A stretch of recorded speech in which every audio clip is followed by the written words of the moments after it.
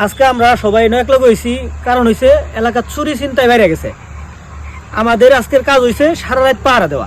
পাহারা দেওয়ার সময় আমরা চুর ছিনতাইকারী যারাই ফায়াম ধইরা তো মায়ের গুতা দেয়া, তারপরে পুলিশের হাতে তুলে দেব।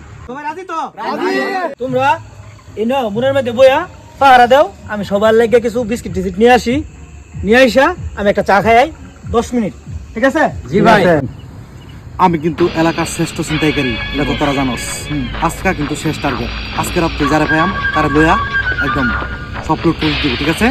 কোনো ভয় পাওয়া যাবে না। তুই যারা রাঁধছস এটা তো একটা বলত মরু, এটা যেন কোন বিপদ ফেলা রান্না মরুর কোনো কথা নাই, যা কাজ সব আমরা করাম। বস আমরা তো অস্ত্র দিচ্ছি। আরে এই অস্ত্রটা কি করাম? এই যে দেখছ মালটা দেখছ, মানুষটা খালি ভয় দেখাই আম। ঠিক আছে আমি চুপ কথা কথা বেশি কস, কথা বেশি কস কা।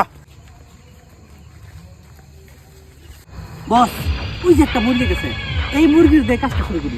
ওকে, শ্রেষ্ঠ ছিনতাইকারী পজিশন।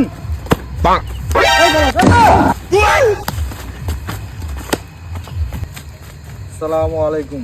ওয়ালাইকুম আসসালাম। আতঙ্ক কাকা দুসরা নাম ছিনতাইকারী জয়।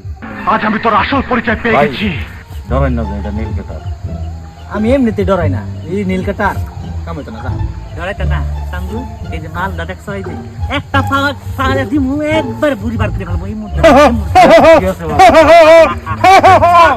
বস বস দিমু তুই নাসকা দাদা সব দে। বাচ্চা বাচ্চা বাচ্চা গরিকুল কিন্তু বালা হরতাছি না। গরিকুল বস চালাই বুঝে এই মুসাদা কে রাস তুই? মুসাদা কে রাস? ডাক্তার দে আমার কাছে। আমি তোর বেশি কথা কইছ না, অনেক কিছু কাটতে পারতাম, কাটলাম।